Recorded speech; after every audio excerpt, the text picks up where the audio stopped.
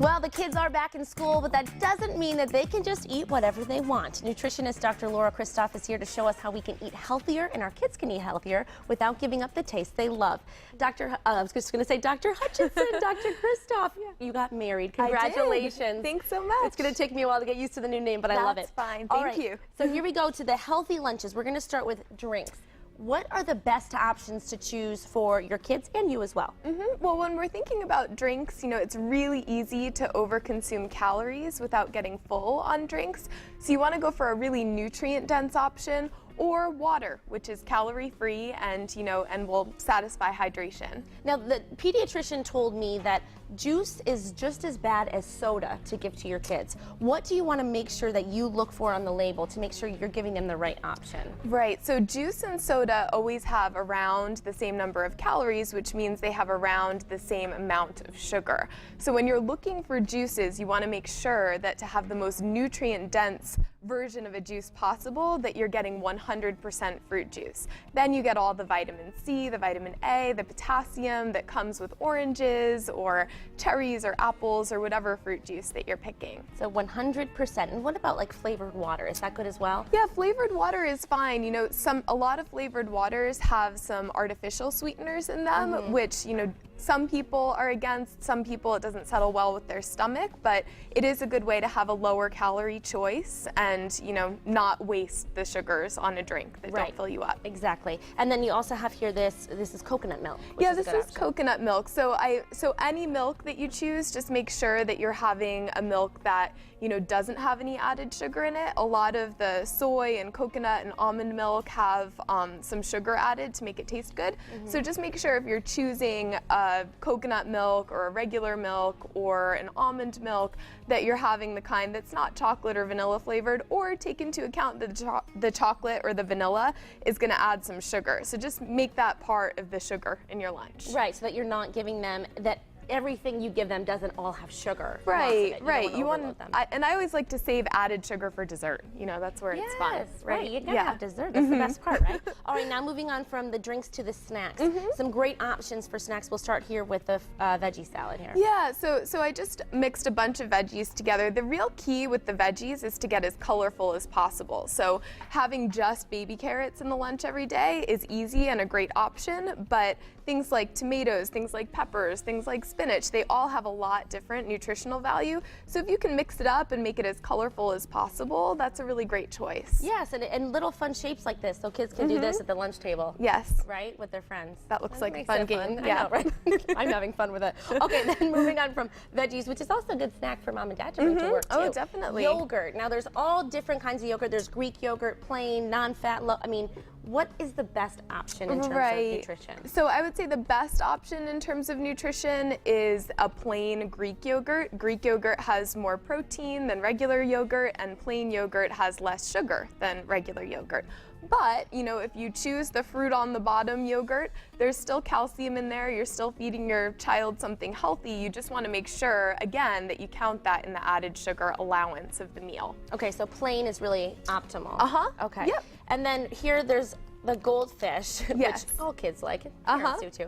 That's a good snack, but it's all about portion size. It's all about portion size. So if you're gonna give your child or eat yourself, some goldfish, some chips, some cookies, just make sure they're portion sized. You want to crowd in the fruits and the vegetables and the dairy and, make a really good entree and then have that little snack for dessert. So the 100-calorie packs are great for portion control in that way. Right, because you don't need your little fix of crunch and cheese, right? It's now, true. The fruit here, that's a great option, and I see that you also incorporated the colors in there as well. Yeah, I incorporated the colors, and then also I find that when people pack a piece of fruit for their child, it's really easy to ignore the apple or the banana and just push it aside. But this, at least, it's fun to eat. You can eat it with your hands. You could mix some plain yogurt in there to give it a little bit of a sweetness to the yogurt as well. So that could be a great option. And Dr. Christoph, it's funny you say that because that's true for me too. If I pack a banana or a whole apple, I kind of push it off to the side. If it's cut up, it always gets eaten. Yeah. So that's a really good tip as well. These are great options, and coming up we're going to show the main course ideas for that. All right, looking forward to it. We are back with nutritionist Dr. Laura Christoph, and she's going to show us how we can give our sandwiches a makeover. So we've already covered the drinks and snacks, and now these look pretty tasty and colorful as well. So we'll start with this sandwich here. It looks like there's some pesto on here. Right. So I did a little turkey sandwich makeover. You know, your traditional turkey sandwich is probably turkey cheese, a little lettuce, and some mayonnaise. So these are some ways to spice up a turkey sandwich. If you buy a pound of turkey a week, you could have a different sandwich each day. Right, because then it can get kind of boring and you get sick of the turkey. Yeah, and then you end up ordering out and it's not a healthy option. And you waste your turkey, so okay, It's this true. is a great option. So tell us what's on here. Okay, so this is a pesto turkey sandwich. So there's some pesto sauce instead of the mayonnaise or mustard. You know, that has a little bit higher monounsaturated fat, which is heart-healthy fat, as opposed to the saturated fat that you'd find in mayonnaise. But it still gives it that creamy sort of texture that people like in a sandwich. Then there's some lettuce, some tomatoes, some turkey. If you choose to put cheese on there, mozzarella is a great flavor that goes with pesto. But, you know, if you're watching your weight, you know, as an adult, or if you're, you know, trying to give your kid one dairy and not 2 or 3, then, you know, cheese can add 100 or 200 calories in 1 or 2 slices. Right. So that can be a good way to save some calories, is to avoid the cheese. Okay, all right, but this is a great option, and the bread is whole wheat bread as well. Yep. Okay. You want to always look for 100% whole wheat bread, and don't be fooled by signs on a bread, you know, a bread container that say 12 grain or 7 grain. You know, there can be many grains in a bread, but unless it's 100% whole grain and has at least 2 grams of fiber per 100 calories, there's not whole grain in there. At least 2 grams of fiber per 100 calories. You know, it's interesting. I was actually in the bread aisle the other day trying to get the healthiest option, and I stood there so overwhelmed and I didn't know what to look for. And things say light, low carbs. So Right. that's a good way to go by is Yep. 2 grams per 100 calories, 2 grams of Exactly. fiber. Let's move on to this. This is no carbs at all. Yeah, so a lot of people are avoiding bread for a variety of reasons, be it an allergy or intolerance, saving calories, going for a little bit lower carbohydrate diet.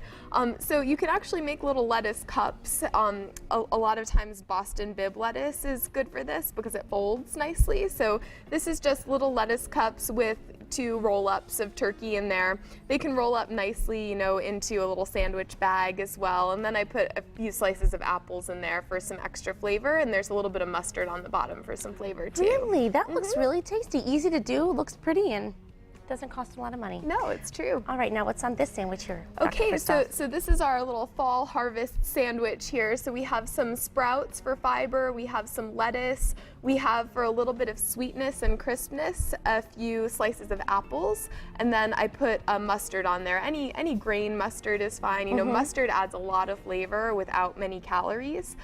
Things like honey mustard do have a little bit of added sugar in there, but if you're looking for a sweet taste in the sandwich, you can, you know, add that little bit of sugar without too many extra calories. Right, and mustard, would you say, is always a better option than mayonnaise? Yes. All right, so that's great. And now this sandwich here looks like one of my favorites, peanut butter and banana. Is Yeah, that so this is peanut butter and banana. So I did a little peanut butter and jelly sandwich makeover for a couple of different reasons. So jelly, or traditional jelly, usually is full of sugar. You know, there might be a little bit of strawberry or grape in there, but most of it is added sugar.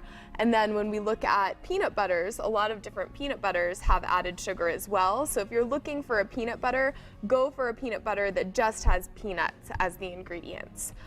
A lot of schools are becoming peanut-free or tree nut-free as well because of the rise in allergies. So sunflower butter is a great option for that. It's made of a seed, and not many people are allergic to seeds. Right. And if you're going for a jam, look for one that's an all-fruit jam. So this is an example of a jam over here that's 100% fruit. So if you look at the ingredients list, there's no sugar listed.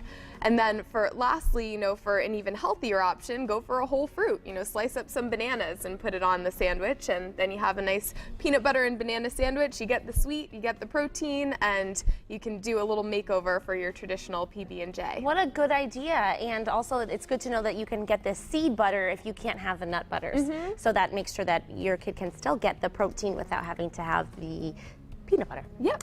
All right, now is this something you can have every day? Like the peanut butter and Yeah, I would say that peanut butter or nut butter in general, it is pretty high in fat. There's not any vegetable in that sandwich. Right. So more often I would go for, your turkey sandwich that you can add a variety of veggies to, and then you can mix up with the lettuce cups. But I would say once or twice a week, a peanut butter and jelly sandwich is a nice treat. Okay, so that's good. I mean, I wouldn't mind having peanut butter and banana every day, but as long as it's good for me, right? Yeah. Is Seth waiting to come in and eat something, I think? Are you waiting to come in and eat? I've been wanting to eat this sandwich. I've been eyeing it the whole time. Do you mind right if I try ahead. it? Yeah, yeah. I can always tell. What'd you do to it again? So I just put some little apple slices on there, and then there's a little bit of dash of mustard inside the turkey. Do you use whole grain mustard? I do. Oh, nice. I can't That's his favorite condiment. Did you know that?